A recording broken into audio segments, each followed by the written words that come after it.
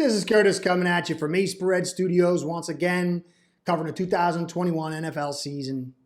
Gonna stick with my Phins, and I'm here to tell you folks, good old media's at it again with Tua and the Dolphins.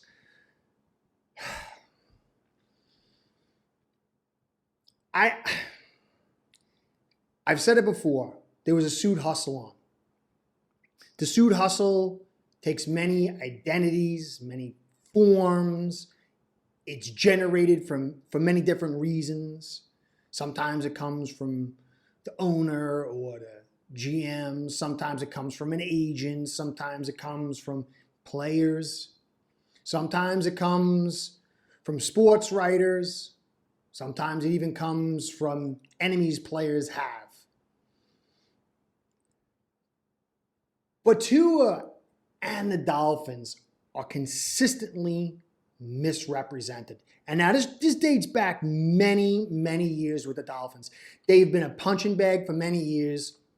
The media uses the fans who are so full of angst to really whip up wild stories and not cover really what needs to be covered because they know that the fan base is so hurt and desperate that the emotional play is gonna get reads, clicks, hits, views, whatever you want to call it. But we Fin fans need to be way more savvy. And that's what I really want to focus on here. That's the main part. But the secondary part is we need to stop misrepresenting Tua. And this is actually more aimed at the fans of Tua and the people who really care about Tua. Now, I really care about Tua, the person. The player, I'm just evaluating and waiting to see. Person, I really like and respect. And the media is creating this emotional play on Tua because it sells. Tua has a fan base like Tebow had a fan base, like many popular, like Tom Brady. There's just a certain fan base that wants this kid to do so well. And then you have the Dolphin fans who just want a quarterback to succeed. And the media plays on us. So Mike Florio from PFT, which is an NBC show, had this to say. And it's really this, it's a different take on the same media push that's been pushed since before Tua was drafted. And his talk was, I think that Tua has improved significantly in recent weeks due in large part to the fact that the door is slammed on the Deshaun Watson talk. Florio said, I believe that affected him. I believe it was an issue. I believe he felt undermined. He felt the team didn't believe in him. He felt he didn't get a fair chance. And once the window was closed on potential Deshaun Watson trade, maybe he internalized his feelings and decided, you know what? I'm going to go out there and prove to them that they don't need Deshaun Watson. Now, this sounds all well and good if you're Mike Florio. But Mike Florio seems like a real nice guy. He's a lawyer, sports writer, pretty big entertainer guy, kind of guy, a little frail, probably never played any real sports in his life. In a lot of ways, he's like Tua in the sense that Tua is a nice guy. He seems like a very calm, normal, they both. But Tua is totally different at the core of his being. Tua is a warrior. You don't come out of Hawaii, go to the largest college program, start, succeed, get injured and injured and injured and come back from an injury that nobody I know has ever come back from, make it to the pros, play in the pros, be thrust into the starting role when you are not ready and not healthy, then have to come back under heavy media scrutiny, get the snot beat out of you, get your ribs broken because your team doesn't have the components to keep you healthy and screws it up, fight your way back, get a messed up finger, and keep fighting until you start thriving. Tua is a warrior. Mike Florio is a lawyer. I think Tua has improved significantly in recent weeks due to large part to the fact the door is slammed on. Are you trying to say to me that Tua's success is based on that he's not all wringing his hanky over the possible Deshaun Watson trade? Not that he's worked hard, not that the matchups are better, not that he's produced on the field or the Dolphins have produced on the field, not that the coaches have dialed up better plays, but significantly and in large part because he feels emotionally relieved.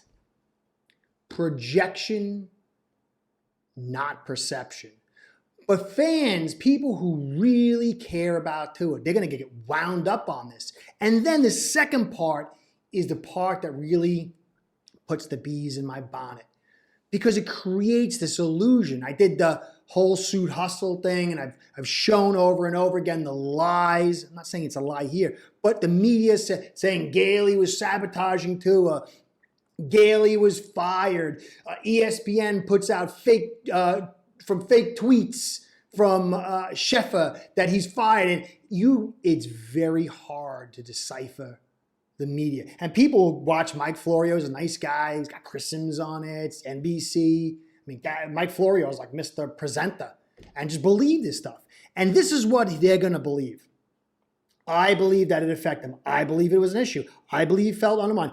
He felt the team didn't believe him. He felt he didn't get a fair chance. The team.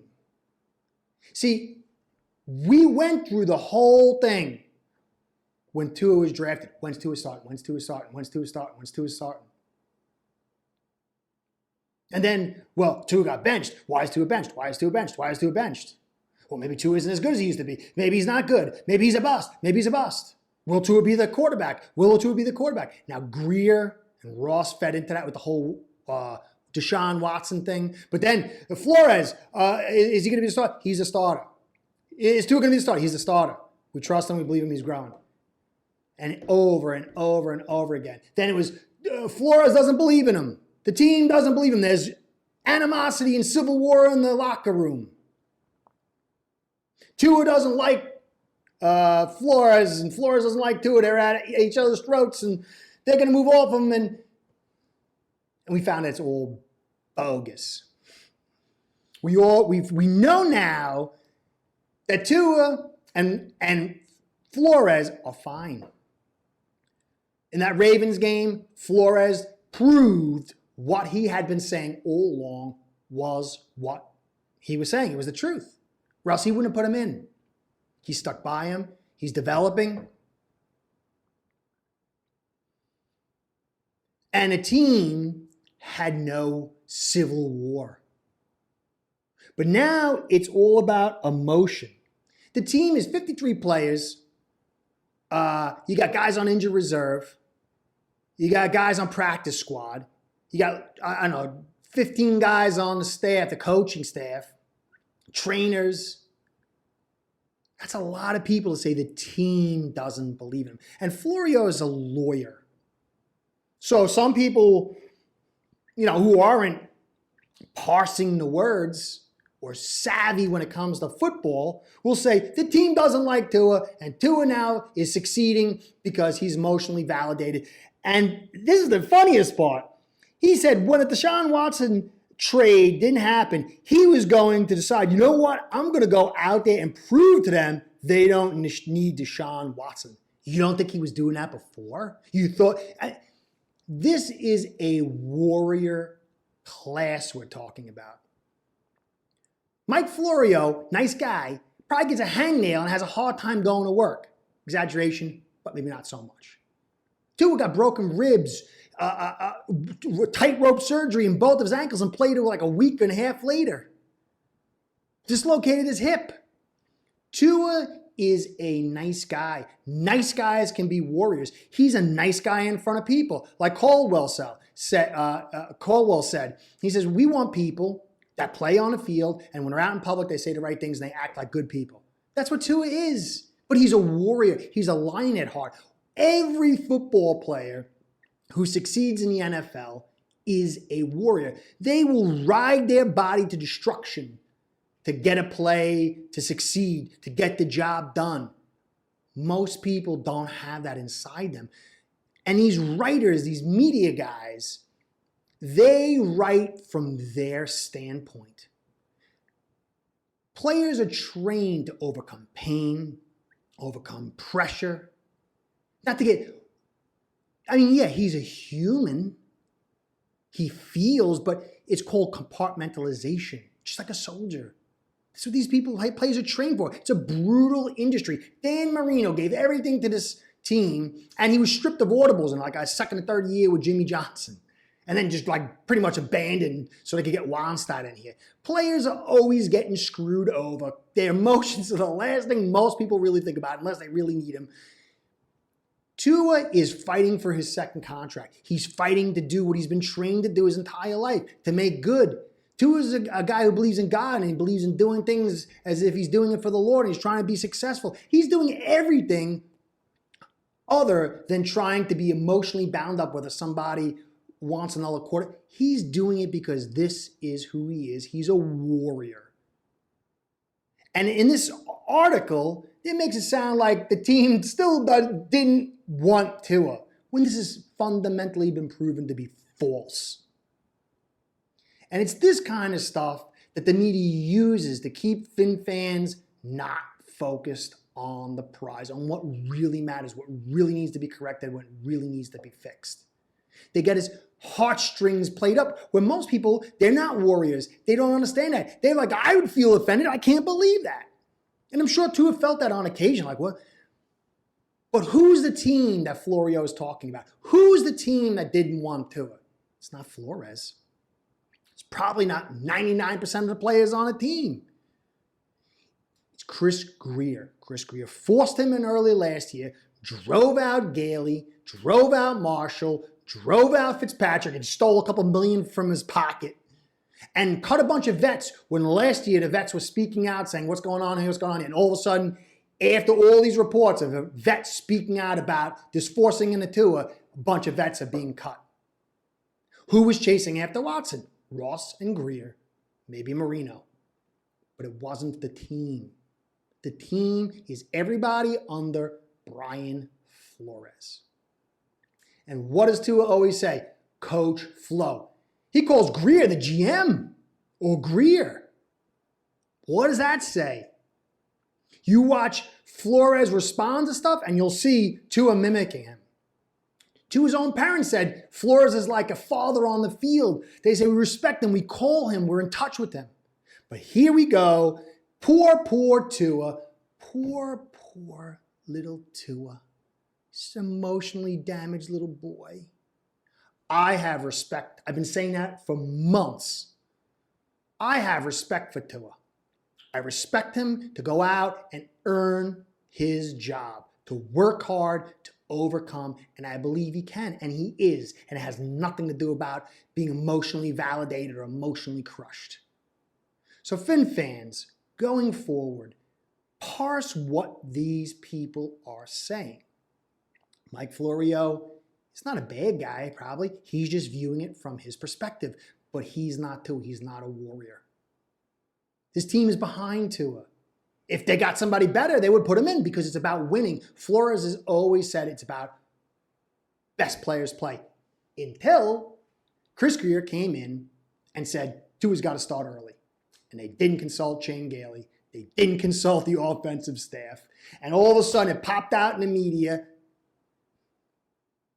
And Tua himself said, I didn't know what was going on. I show up to watch film with Flores and Flores, Coach Flo, and the GM's there.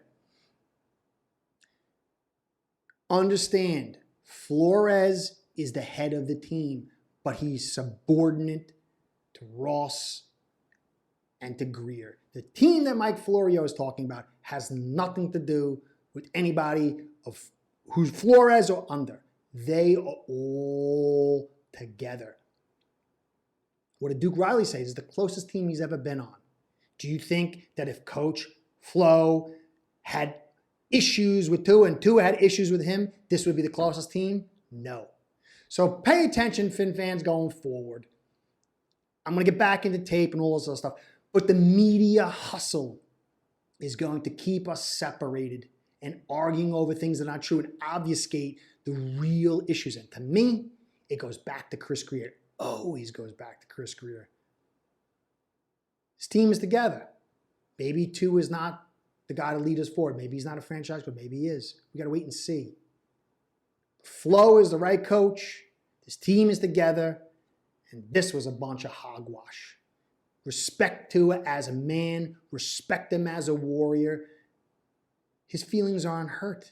He puts his head down and grinds, and he is rising from the trash. Again, this does not mean he'll be elite, but give the man his due as a warrior. This is Curtis saying thank you for staying to the end. Please like, comment, and subscribe. Comments mean the most. Subscribes and likes help us with the Google overlords, and that's always great. I'm going to give a shout out to our sponsors, aceperhead.com, the best online sportsbook. Without them, none of this would happen. They want to let you know they're world-class software. You can get on the action with friends, family, and coworkers. Really, without you and without them, I wouldn't be doing this, and I'm enjoying it. I really am. So keep your eyes on the prize and make sure you parse everything that's being told if you really want to know the truth. Skura saying thank you for staying to the end. Catch you next time. Be well.